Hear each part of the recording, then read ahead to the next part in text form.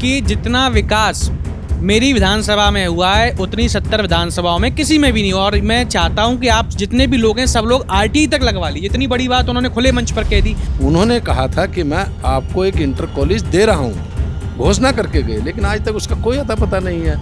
कोई पीने के पानी की व्यवस्था नहीं है। लोग सीवर अपने पंप लगाकर धरती में उससे पानी पी रहे हैं। एक टंकी है, क्षेत्रफल बहुत बड़ा है, 38 कॉलोनियाँ हैं उसी क्षेत्र में। वो तो कह रहे थे कि स्वास्थ्य में भी तमाम उपलब्धियां हैं हमारे क्षेत्र में और भी जगहों पे उपलब्धि। स्वास्थ्य की क्या वास्तविकता है? तो उस समय ये बात हुई थी कि 200 बेड का एक हॉस्पिटल हम देंगे। उस पर कई बार लीपापोती भी होती है, उद्घाटन भी होते हैं, इनॉग्रेशन भी होते हैं, लेकिन आज तक कहीं धरातल पर नहीं है। कैसे कह सकते हैं आप? आपकी करनी और कथनी में बहुत ज़्यादा अंतर है। फिर जनता कैसे किसी व्यक्ति को 3 बार लगातार विधायक बना रही है? और क्या कांग्रेस का कोई ऐसा उम्मीदवार या दावेदार नहीं था जो 3 बार विधायकी जो कर रहे हैं वो उसको टक्कर दे पाए? पिछली बार जो चुनाव हुआ था 2022 में, पूरी तरह से कांग्रेस के पक्ष में पूरा माहौल था। लेकिन लास्ट टाइम में जब इन्होंने देखा, इनके अपने सर्वे हुए, उन्होंने देखा कि कांग्रेस की सरकार बनने जा रही है, इन पर कोई और फंडा नहीं था। इन्होंने एक भ्रम फैलाया, एक झूठ फैलाया कि माननीय हरीश रावत जी जो यहाँ के नेता हैं वो मुस्लिम यूनिवर्सिटीज़ प्रदेश में देंगे, जिसको लेकर कहीं ना कहीं हमारे साथी जिनको पूरी जानकारी नहीं थी वो भ्रमित हुए, और भ्रमित हुए तो वो वोट डाइवर्ट दूसरी तरफ हुआ। अगर कांग्रेस पार्टी से राजीव चौहान जी को मौका मिल जाता है तो क्या कांग्रेस की झोली में सीट चली जाएगी इस बार? मुझे बनाएगी, मैं भी जीतूंगा, क्योंकि 4 साल से मैं लगातार, पिछला चुनाव हारने के बाद बहुत कम अंतर से मैं चुनाव हारा था, लेकिन उस हार के बाद मैंने कुछ सबक लिया, कुछ सीख ली, कुछ अपनी कमियों को ढूंढा। मैंने दूसरों की अच्छाई नहीं, अपनी कमियों को ढूंढा। उन कमियों पर लगातार मैं जनता के बीच हूँ। जो मेरे हाथ में काम होते हैं उनको इमीडिएट करने का प्रयास करता हूँ। तो क्या राजवीर जी किसी अन्य दल या निर्दलीय चुनाव लड़ेंगे रानीपुर से? जब मैं छात्र था तब से ही मेरे अंदर, मेरी रग रग में कांग्रेस का खून है। कांग्रेस के लिए ही जिया हूँ और कांग्रेस के साथ ही मरूंगा। गणेश गोदियाल जी के नेतृत्व में सरकार बनेगी सुनिश्चित तौर पर, जिसको लेकर भाजपा बौखलाई हुई है। जब टिकट हो जाएगा उसके बाद एक मुट्ठी में रहकर इस सीट को जिताने का काम करेंगे और कांग्रेस भाजपा को सबक सिखाने का काम करेंगे।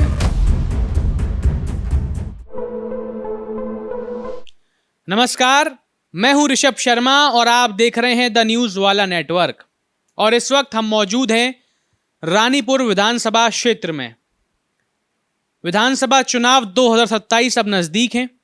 चुनाव में क्या समीकरण होंगे, प्रदेश स्तर पर क्या स्थिति है भाजपा की, कांग्रेस की या तमाम और विपक्षीय पार्टियों की, व्यापार में रानीपुर क्षेत्र में क्या विकास हुआ, क्षेत्र का विकास क्या हुआ, जनता क्या उम्मीदें रखती है चुनावों से, चुनाव परिणामों से, इन सभी विषयों के ऊपर हम बातचीत करेंगे, जानेंगे कि रानीपुर विधानसभा क्षेत्र का क्या माहौल है।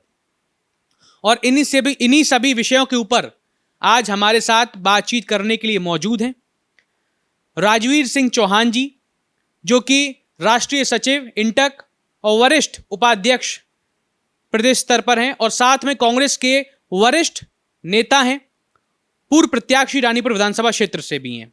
नमस्कार सर, स्वागत है आपका। धन्यवाद आपके चैनल का। राजवीर जी, मेरा सवाल सबसे पहला यही रहेगा कि इस बार रानीपुर विधानसभा क्षेत्र का माहौल क्या है और जनता क्या चाहती है? रानीपुर विधानसभा का माहौल, यहाँ की जनता इस क्षेत्र में जो विकास कार्य चाहती है, जो विकास कार्य की सोच के तहत 3 बार एक प्रत्याशी को मौका दिया, उस पर वो किसी भी तरह से खरे नहीं उतर पाए। आज ये विधानसभा एक औद्योगिक क्षेत्र की विधानसभा है। यहाँ पर सबसे पहले इसकी पहचान बीएचएल से है। विधानसभा का नाम भी बीएचएल रानीपुर ही है। ये जो बीएचएल है ये कांग्रेस का लगाया हुआ कारखाना था। ये पब्लिक सेक्टर कांग्रेस का, नेहरू जी का लगाया हुआ पब्लिक सेक्टर है। उसके उपरांत 2002 में जब ये प्रदेश 2000 में बना था, 2002 में कांग्रेस की सरकार माननीय नारायण दत्त तिवारी जी के नेतृत्व में बनी थी। वो एक विकास पुरुष के नाम से जाने जाते थे, और उस विकास पुरुष ने ही इस प्रदेश में कुछ सिडकुल लगाने के काम किए थे। वो सिडकुल एक इस विधानसभा में भी है, सिडकुल रोशनाबाद हरिद्वार के नाम से, सेलाकुई देहरादून में भी है, उधम सिंह नगर में भी है, भगवानपुर में भी है। यानी कि वो एक विकास पुरुष थे। उन्होंने इस क्षेत्र के विकास के लिए कुछ सोच बनाई थी। जब तक ये इंडस्ट्रियाँ यहाँ पर लगी, इसमें यह भी था कि स्थानीय लोगों को रोजगार मिलेगा, इस क्षेत्र का विकास होगा। किसी हद तक जब तक कांग्रेस की सरकार यहाँ पर रही वो विकास के कार्य हुए भी, और प्रदेश में भी बहुत चीज़ें माननीय नारायण देव तिवारी जी के बाद हरीश रावत जी की सरकार जब बनी थी, जब भी उन्होंने रोजगार के, क्योंकि आज के युवाओं को सबसे पहले रोजगार और महंगाई पर कंट्रोल चाहिए। तो इस बार जनता रानीपुर विधानसभा से बदलाव चाहती है या क्या चाहती है? बिल्कुल हर स्थिति में बदलाव चाहती है, क्योंकि जो उम्मीद इन लोगों से की थी, जो आज सत्ता पर काबिज हैं, जो ट्रिपल इंजन की सरकार बताते हैं, चेयरमैन नगर पालिका के उनके हैं, मेयर उनके हैं, विधायक उनके हैं, सांसद उनके हैं, प्रदेश में सरकार उनकी है, देश में सरकार उनकी है, उसके बाद भी वो इस क्षेत्र में कुछ नहीं कर पा रहे हैं।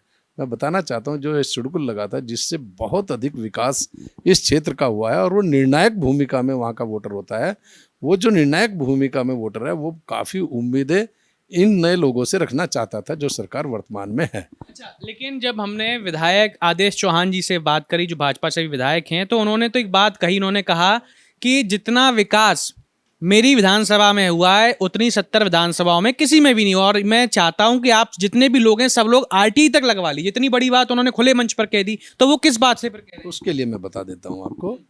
सबसे पहले इंसान की मूलभूत आवश्यकताएं क्या होती हैं? शिक्षा और मेडिकल और रोजगार तो कांग्रेस ने दे दिया था और इस क्षेत्र का विकास भी करने का प्रयास किया था, लेकिन बागडोर बाद में इनके हाथ में दी।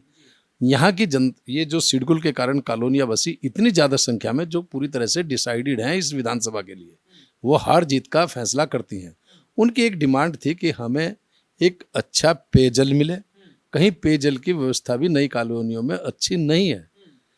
पेयजल के साथ साथ उन्होंने एक सीवर लाइन की डिमांड की थी।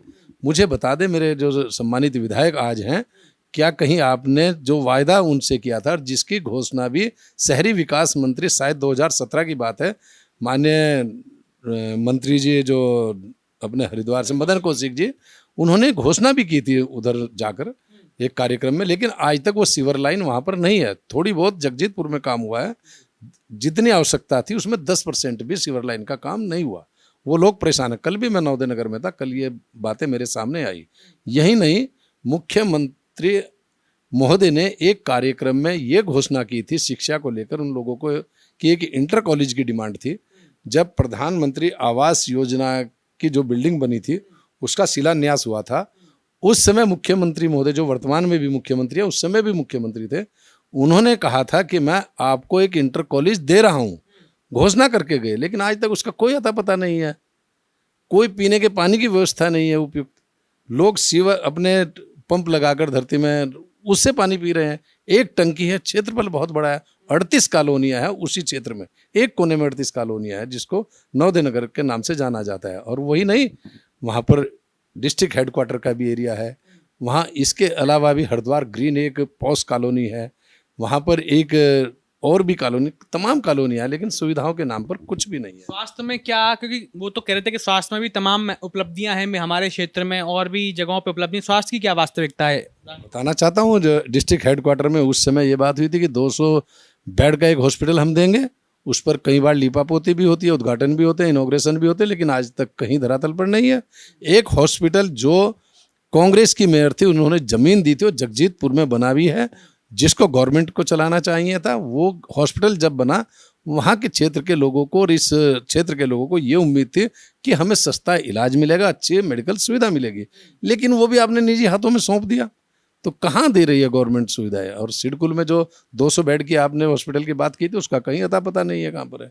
कैसे कह सकते हैं आप? आपकी करनी और कथनी में बहुत ज़्यादा अंतर है। तो अगर जैसे कि आप जो बता रहे हैं कि विकास नहीं हुआ है और काफ़ी समस्याएं रानीपुर विधानसभा क्षेत्र में, तो उसके बाद फिर जनता कैसे किसी व्यक्ति को 3 बार लगातार विधायक बना रही है? और क्या कांग्रेस का कोई ऐसा उम्मीदवार या दावेदार नहीं था जो 3 बार विधायकी जो कर रहे हैं वो उसको टक्कर दे पाए? देखिए, कांग्रेस में जो भी प्रत्याशी आए हैं, सक्षम प्रत्याशी आए हैं, समझदार प्रत्याशी आए हैं और जिताऊ प्रत्याशी आए हैं, लेकिन ये जो लोग पोलराइजेशन वोट का करते हैं, इनके पास हिंदू मुस्लिम का एक फंडा इस तरह का है, लोगों को गुमराह करते हैं। हमारे वोटर कुछ गुमराह हो भी रहे हैं, लेकिन पिछली बार जो चुनाव हुआ था 2022 में, पूरी तरह से कांग्रेस के पक्ष में पूरा माहौल था। लेकिन लास्ट टाइम में जब इन्होंने देखा, इनके अपने सर्वे हुए, उन्होंने देखा कि कांग्रेस की सरकार बनने जा रही है, इन पर कोई और फंडा नहीं था। इन्होंने एक भ्रम फैलाया, एक झूठ फैलाया कि माननीय हरीश रावत जी जो यहाँ के नेता हैं, वो मुस्लिम यूनिवर्सिटीज प्रदेश में देंगे, जिसको लेकर कहीं ना कहीं हमारे साथी जिनको पूरी जानकारी नहीं थी वो भ्रमित हुए, और भ्रमित हुए तो वो वोट डाइवर्ट दूसरी तरफ हुआ। उस काम के लिए आज भी माननीय हरीश रावत जी स्पष्ट तौर से कहते हैं, और कई बार वो अपने बड़े मंचों पर कह चुके, अगर कोई प्रदेश में साबित कर दे कि मैंने कहीं पर ये बात कही है कि मैं मुस्लिम यूनिवर्सिटी बनवाऊंगा तो मैं राजनीति छोड़ दूंगा। इनके पास कोई सबूत नहीं है, उसका जवाब आज तक भाजपा की ओर से नहीं मिला। ये आज जो सरकार है झूठ की सरकार है, पुलिंदों की सरकार है, ये काम की सरकार नहीं है। तो इस बार 27 विधानसभा चुनाव की अगर हम बात कर लें तो अगर कांग्रेस पार्टी से राजीव चौहान जी को मौका मिल जाता है तो क्या कांग्रेस की झोली में ये सीट चली जाएगी इस बार? क्या देखिए, कांग्रेस का प्रत्याशी हर स्थिति में यहाँ से जीतने जा रहा है। मैं ये नहीं कहूँगा कि पार्टी मुझे ही प्रत्याशी बनाएगी, मुझे बनाएगी, मैं भी जीतूंगा, क्योंकि 4 साल से मैं लगातार, पिछला चुनाव हारने के बाद बहुत कम अंतर से मैं चुनाव हारा था, लेकिन उस हार के बाद मैंने कुछ सबक लिया, कुछ सीख ली, कुछ अपनी कमियों को ढूंढा। मैंने दूसरों की अच्छाई नहीं, अपनी कमियों को ढूंढा। उन कमियों पर लगातार मैं जनता के बीच हूँ, जो मेरे हाथ में काम होते हैं उनको इमीडिएट करने का प्रयास करता हूँ, चाहे प्रशासन की मदद से, चाहे BHL की मदद से, चाहे या अन्य जो भी लोगों की अपेक्षाएं मेरे से होती हैं, पर्सनल सुख दुख में खड़े होकर, लोगों के जो काम क्षेत्र में होते भी हैं उनकी क्वालिटी को मेंटेन खड़े होकर कराने में जो मेरे से उम्मीद है, कहीं ना कहीं जनता पूरी तरह से इस बार कांग्रेस के फेवर में मन बनाए हुए है। अगर मान लीजिए कि इस बार आप जैसा बताने के प्रत्याशी उतरेगा, लेकिन अगर मान लीजिए राजवीर जी को नहीं मौका मिल पाता किसी कारणवश, 1% मान ले, तो क्या राजवीर जी किसी अन्य दल या निर्दलीय चुनाव लड़ेंगे रानीपुर से? किसी भी स्थिति में नहीं, सपने में भी नहीं सोच सकता इस बात को। मेरे अंदर जब से मैंने होश संभाला, जब मैं पढ़ाई के समय से ही, जब मैं छात्र था तब से ही मेरे अंदर, मेरी रग रग में कांग्रेस का खून है, और कांग्रेस के लिए ही जिया हूँ और कांग्रेस के साथ ही मरूंगा। अच्छा, जैसे कि अगर हम बात करें प्रदेश स्तर की, तो प्रदेश में क्या लग रहा है कि कांग्रेस की सरकार, जो कांग्रेस पार्टी लगातार दावा कर रही है कि हम इस बार सरकार बनाने जा रहे हैं, लेकिन भाजपा वाले ये आरोप लगा रहे हैं कि कांग्रेस पार्टी जो सरकार की दावा बनाने की बात कर रही है, पहले वो अपनी पार्टी के आला कमान जो नेतृत्व है उसी को समझा ले, क्योंकि आप देखेंगे कि कांग्रेस पार्टी तो बटी हुई है। एक तरफ आप देखेंगे जो कुछ अंदर के अंदरूनी मसले होते हैं वो खुल करके सामने आ रहे हैं, चाहे हरीश रावत जी का मामला हो, हरक सिंह रावत जी कुछ टिप्पणी कर देते हैं तो वो खुल करके अब अंदर हो कोई बात नहीं, लेकिन जब खुल करके जनता के सामने बात आ रही है तो जनता ये विचार बना रही है कि जब पार्टी अंदर नेतृत्व में ही एकजुटता नहीं दिखा पा रही तो कैसे सरकार बनेगी? सवाल एक सबसे बड़ा ये निकल कर आता है। ये लोगों को बहुत बड़ा भ्रम है, ये कन्फ्यूजन है। हमारे प्रदेश के मुखिया माननीय गणेश गोदियाल जी हैं, उनके नेतृत्व में हर नेता उनके साथ कंधे से कंधा मिलाकर खड़ा हुआ है। इस तरह के भ्रामक प्रचार सिर्फ और सिर्फ भाजपा करती है ताकि लोगों को हम गुमराह कर सकें। हमारे नेता राहुल गांधी जी देश में, राहुल गांधी जी के नेतृत्व में हमारे बड़े लीडर जो प्रदेश नेतृत्व, चाहे माननीय हरीश रावत जी हैं, वो सबका मार्गदर्शन करते हैं, चाहे गणेश गोदियाल जी हों, चाहे करण महाराज जी हों, चाहे यशपाल आर्य जी हों। यशपाल आर्य जी बहुत सुलझे हुए इंसान हैं हमारे, और चाहे प्रीतम सिंह जी हो, जिनको चुनाव समिति का अध्यक्ष भी बनाया गया है। एक से बढ़कर एक सुलझे हुए लोग हैं, सब एक मुट्ठी में रहे, एक गुलदस्ते में है। एक गुलदस्ते में जिस तरह से हर तरह के फूल होते हैं, वो उस तरह से एक गुलदस्ते में रहकर कांग्रेस को जिताने का काम कर रहे हैं और कांग्रेस को मजबूत कर रहे हैं। और उन सब के नेतृत्व में और गणेश गोदियाल जी के नेतृत्व में सरकार बनेगी सुनिश्चित तौर पर, जिसको लेकर भाजपा बौखलाई हुई है। जैसे कि जो दर्जाधारी राज्य मंत्री देशर कर्णवाल जी, उन्होंने एक अभी अधिवेशन था उसमें एक बयान दिया कि कांग्रेस पार्टी के 3 तिरंगे जो हैं वो होंगे नंगे इस बार। उन्होंने ये बयान दिया, उसमें उनका कहना ये था कि यशपाल आर्य जी और प्रीतम सिंह जी और स्वर्गीय सुरेंद्र राकेश जी, ये तीनों लोग ऐसे हैं जिन्होंने सिर्फ और सिर्फ जो राजनीतिकरण होता है, जो कुटाराघात होता है, और या फिर कहें कि आरक्षण के हत्यारे हैं ये लोग, ये तीनों लोगों को इनका दर्जा कहीं ना कहीं इनको टारगेट करके बताया गया। तो क्या ये कांग्रेस पार्टी में ये जो स्थिति बनी है तीनों लोगों की, जो उन्होंने इस पर आरोप खुलकर लगाया, तो इस विषय में आप क्या कहना चाहेंगे? फिर देखिए, वो कर्णवाल जी का अपना मत है, वो अपने नंबर बढ़ाने के लिए मुख्यमंत्री की नज़रों में इस तरह की बातें करते रहते हैं। वो ये शो कर रहे हैं कि मैं मुख्यमंत्री का सबसे खास। उन्होंने एक बात और भी कही है, जब तक 4थी बार CM नहीं बनेंगे मुख्यमंत्री जी, मैं घर वापसी नहीं करूंगा। क्या वो घर वापसी नहीं करेंगे? ये बिल्कुल सरासर गलत है। अगर आपने आरक्षण की बात कही है, आरक्षण के विरोधी भाजपा सरकार है। वो किस तरह से मैं बताना चाहता हूँ। आरक्षण इंसान को कहाँ मिलता है, जिस वर्ग को भी हम आरक्षण देते हैं। जब गवर्नमेंट जॉब होंगे तभी तो आप आरक्षण देंगे, जब सरकारी भर्तियां ही नहीं होंगी तो कहाँ आरक्षण देंगे।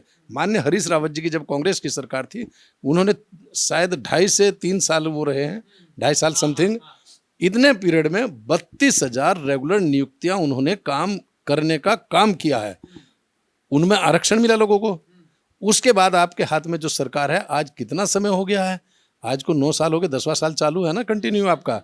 आप मुझे बता दें, अगर आपने 4,000 भर्ती भी रेगुलर सरकारी की हो, वैकेंसियां निकालते हैं, उसमें पेपर लीक करते हैं और भर्तियां निरस्त हो जाती हैं। आप आरक्षण के खुद विरोधी हो। आप तो संविधान से छेड़छाड़ करना चाहते हो। जो संविधान बाबा भीमराव अम्बेडकर जी के नेतृत्व में जो कमेटी गठित हुई थी उसने बनाया था, आप उसमें विश्वास नहीं रखते। आप संविधान से जो छेड़छाड़ रख सकते हैं वो आरक्षण को चाहते हैं, वो आरक्षण के खिलाफ भी बोलते हैं इनके लोग।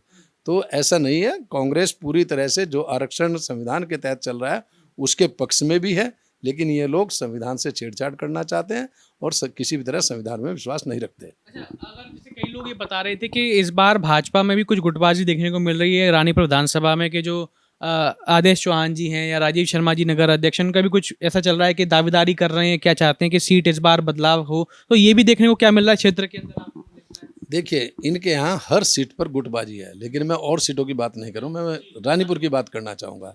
आपके चेयरमैन राजीव शर्मा जी हैं, विधायक आदेश चौहान जी हैं। क्या कभी दोनों को एक साथ देखा है?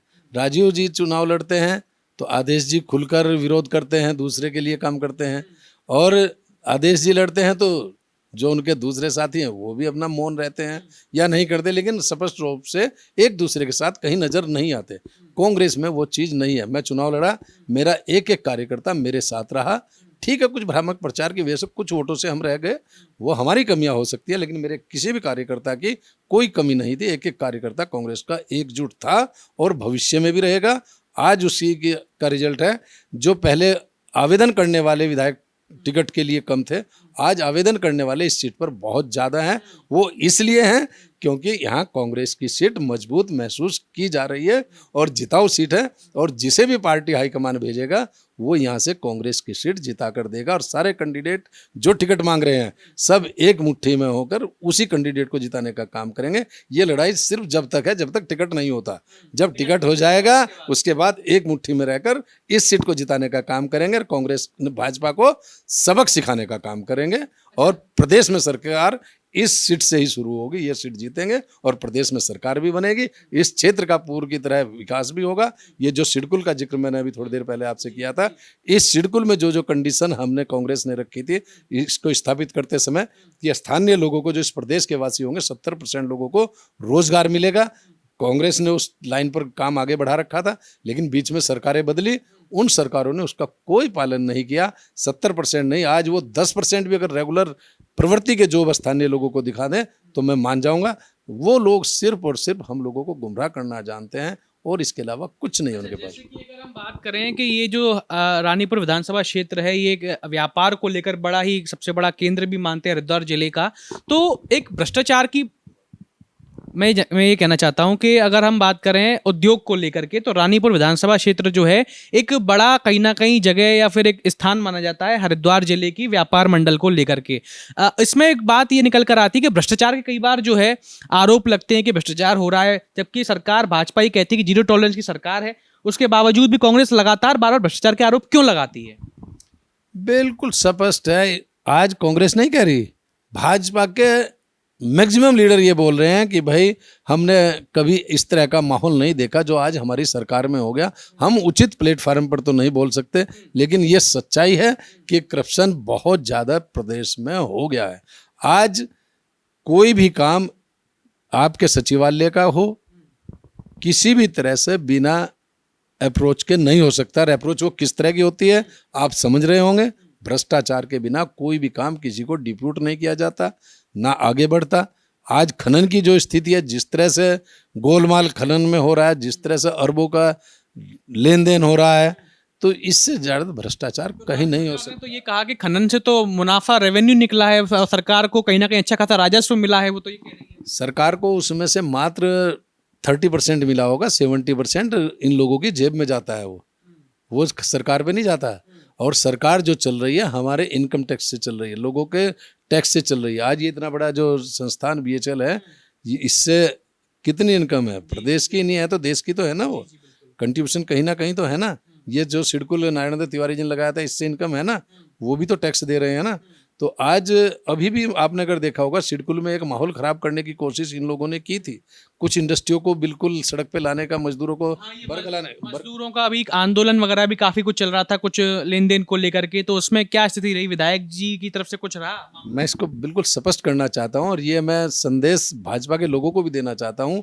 उनकी ये सोच थी कि किसी तरह कांग्रेस को बदनाम करें, और किसी तरह जैसे आने वाला जो चुनाव है 27 का, उसमें माहौल अपने पक्ष में बनाएं, उनके खिलाफ माहौल है स्पष्ट तौर से। तो वो यहाँ से कुछ चीज़ें शुरू करना चाहते थे कि आप इंडस्ट्रियों को डिस्टर्ब करो। खाली हरिद्वार में नहीं, आपने सेला कुई में भी, उधम सिंह नगर में भी, और भगवानपुर में भी, और प्रदेश के बाहर भी कई जगह इंडस्ट्रियों को डिस्टर्ब करने का काम किया मेरे भोले भाले कर्मचारियों के माध्यम से। उनकी इच्छाएं इतनी जगाई, अगर आपको उनकी इच्छाएं जगानी थी, आपकी सरकार थी, आप उसका पालन कराएं, आप उनको स्टेट गवर्नमेंट का मिनिमम वेज भी दिलाएं, आप उनको 8 घंटे की ड्यूटी भी दिलाएं, आप उनको एक्स्ट्रा काम का ओवर टाइम भी दिलाएं, आप तमाम चीज़ें दे सकते थे। लेकिन आपने वो चीज़ देने की बजाय उनको वर्कर को उकसाकर उन्हें सड़क पर लाने का काम किया और उनके रोजगार छीनने का काम किया।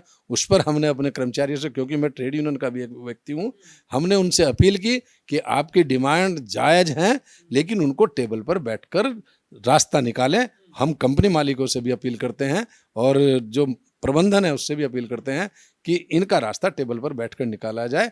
किसी भी तरह से हमारी इंडस्ट्रियाँ भी डिस्टर्ब ना हो, क्योंकि कंपनी इंडस्ट्रियाँ ठीक ठाक चलेंगी तो जो उसका मुनाफा होगा उसमें से कुछ ना कुछ शेयर मेरे वर्कर को जरूर मिलेगा। और मैं वर्कर के हित का व्यक्ति हूँ, और वर्कर का हित कभी नहीं सोच सकता। लेकिन भाजपा ने ये इस तरह का प्रोपोगंडा फैलाया था जिसमें वो पूरी तरह से फेल हो गए। वो आगे और भी किसी भी तरह की राजनीति, कच्ची राजनीति कर सकते हैं सत्ता हथियाने के लिए। जैसे कि आपने अभी जिक्र किया था कि हरीश रावत जी का एक बयान को तोड़ मरोड़ पेश किया कि हिंदू मुस्लिम यूनिवर्सिटी को लेकर के इस वजह से कहीं ना कहीं जो है दिक्कत भ्रमित चीज़ें हुई थी। लेकिन अभी भी कुछ समय पहले एक वीडियो आई कि सड़क पर नमाज को लेकर के, कि हरीश रावत जी ने उस बात का समर्थन किया कि सड़क पर अगर नमाज पढ़ रहा है कोई व्यक्ति मुस्लिम भाई तो क्या दिक्कत है। जबकि जो सरकार है, चाहे उत्तर प्रदेश की बात करें, पश्चिम बंगाल की बात करें, या और भी जितनी आज यहाँ उत्तराखंड की बात करें, तो वो लोग ये कह रहे हैं कि सरकार जो सड़क पर जो है वो परिवहन के लिए सबसे उत्तीर्ण जगह होती है, ट्रैफिक मैनेजमेंट है, तमाम चीज़ें। तो आखिर हरीश रावत जी ऐसे और क्यों उकसा रहे हैं लोगों को, जिससे कि ये जो एक पक्ष है वो आकर के गलत भ्रमित चीज़ों को देखे और समझे, जबकि वो गैर कानूनी है, गलत है। देखिए, आपने हरीश रावत जी का जो नाम लिया, पहले तो मेरे संज्ञान में ये चीज़ नहीं है। अगर कोई भाजपा का व्यक्ति इसको तोड़ मरोड़ के प्रस्तुत कर भी रहा है, वो सरासर गलत है। ये वही लाइन है जो पिछली बार लाइन वो लाए थे कि मुस्लिम यूनिवर्सिटी हरीश रावत जी बनाएंगे, और उससे पहले चुनाव में भी उन्होंने ये कहा था कि हरीश रावत जी तो टोपी लगाकर मस्जिदों में जाते हैं। मैं ये बात कर रहा हूँ 17 वाले चुनाव में टोपी की बात कही, तो हर बार वो हरीश रावत जी एक ऐसे इंसान है, ऐसे नेता हैं जो हर वर्ग का सम्मान करते हैं। सम्मान करने का मतलब ये नहीं होता वो हिंदू विरोधी हो गए। वो हिंदू तो जो पूजा पाठ वो करते हैं, जितनी देर वो पूजा पाठ करते हैं, शायद ये भाजपा के लोग जितनी बात बनाते हैं शायद उनके बराबर कोई कर नहीं सकता। वो इतने बड़े पूजा पाठी हैं, भगवान में विश्वास रखते हैं, भगवान श्री राम में विश्वास रखते हैं, लेकिन सम्मान हर वर्ग का, हर धर्म का करते हैं, और इसके अलावा कुछ नहीं है। अच्छा, अर्ध कुंभ आ रहा है, आपने देखा होगा अर्ध कुंभ आ रहा है, सरकार काफी भव्य दिव्य बना रही है अर्ध कुंभ को, और 3500 करोड़ रुपए का बजट जो है केंद्र सरकार से उन्होंने मांग करी है। तो कहीं ना कहीं अब रानीपुर विधानसभा भी जो है हरिद्वार जिले के दायरे में ही आता है, तो कुछ ना कुछ विकास तो मैं समझता हूँ यहाँ भी होना चाहिए।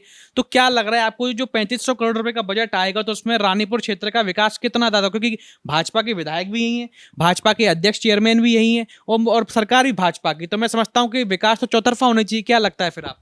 देखो, इसमें कई बिंदु निकल कर आए जो आपने क्वेश्चन किया। सबसे पहले तो ये अर्ध कुंभ है। भाजपा सरकार कहीं भी इसको अर्ध कुंभ का नाम नहीं दे रही, वो सीधा कुंभ बोल रही है। कुंभ का मतलब कि हम, क्योंकि वो 2007 उनका हर एजेंडा 2027 से लिंक कर रहा है। चुनाव टाइम से पहले होने चाहिए, क्योंकि जनवरी से मेरा कुंभ शुरू हो जाएगा, और जो भव्य होना भी चाहिए। जिसको कुंभ का नाम दे रहे हैं पहले तो वो अर्ध कुंभ है। दूसरा एक चीज मैं कहना चाहता हूं, मैं अपने क्षेत्र से जोड़ना चाहता हूं, अपने क्षेत्र के विधायक से लिंक करना चाहता हूं। आज कुंभ का क्षेत्र जरा ऊपर की तरफ देखे कितने किलोमीटर तक कुंभ क्षेत्र में उसको सम्मिलित किया हुआ है। एक ये क्षेत्र है बहादुराबाद तक भी कुंभ क्षेत्र में सम्मिलित नहीं है। जो मेरी विधानसभा है, रानीपुर विधानसभा है, ये एक सौतेला व्यवहार रानीपुर विधानसभा के साथ कुंभ में किया हुआ है। तो ये चीज इनकी है, ये सिर्फ क्रेडिट के लिए कर रहे हैं और इसके अलावा कुछ नहीं है। और कुंभ अच्छा भव्य होना चाहिए, इसको तो सब लोग चाहते हैं, हम भी चाहेंगे। अरे हम भी अपने क्षेत्र का लेकिन विकास तो होना चाहिए, मैं ये बात कर रहा हूं। क्षेत्र का कुंभ इससे पहले भी हुआ था, इनके टाइम में एक 6 साल पहले जो हुआ था, कोई विकास कार्य इस क्षेत्र में नहीं किया गया, सिर्फ लीपापोती की जाती है। और जिस तरह से जो मटेरियल कुंभ के टाइम में लिया जाता है, यूज किया जाता है, जितना उनका किराया होता है, वो बजट बढ़ा, जितना किराया दिखाते हैं ना उन चीज़ों का, ये उससे आधी कीमत में उसको खरीदा जा सकता है। जो सामान यूज होने के बाद भी हमारा है, सरकार का है, हमारा मीन्स सरकार का हो सकता है। लेकिन ये नहीं चाहते, ये कमीशन जिस तरह से और जिस तरह से हेरा फेरी, जिस तरह से घोटाले, एक बार पहले भी जब माननीय निशंक जी सीएम थे और कितने चर्चे हुए थे, कितना बड़ा घोटाला था। और वही चीज़ आज भी है, ये घोटालों की सरकार है और आज भी घोटालों के लिए बड़े बजट दिए जा रहे हैं। ये बड़े बजट का मतलब एक और भी है, वही 2027 में हम दिखाना चाहते हैं, देखो हमने कितना भव्य कुंभ किया, भव्य दिव्य किया है, हमने कितना आकर्षक कुंभ किया है।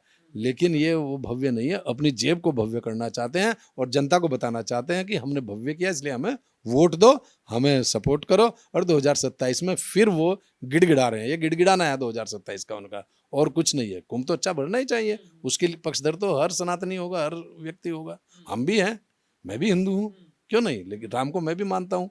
ये लोग जो राम का व्यापार सड़कों पर करते हैं, कांग्रेस ऐसा नहीं है, कांग्रेस में सारे लोग जो हिंदू हैं राम को मानते हैं, राम हम सबके अनुयायी हैं, राम को हम घर में बैठ के पूजा करते हैं। लेकिन ये लोग सड़कों पर व्यापार करते हैं। तो कांग्रेस में और भाजपा में ये फर्क है। तो दर्शकों, ये थे हमारे साथ में राजवीर चौहान जी, जिन्होंने अपनी बात को बड़ी बेबाकी से रखा।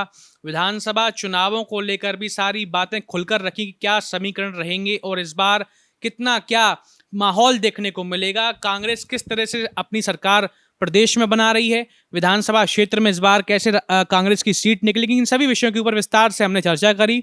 आप इस तरह की और भी तमाम खबरों को, ग्राउंड रिपोर्ट्स को और ऐसे ही इंटरव्यूज को देखने के लिए देखते रहिए द न्यूज़ वाला नेटवर्क। बहुत बहुत धन्यवाद।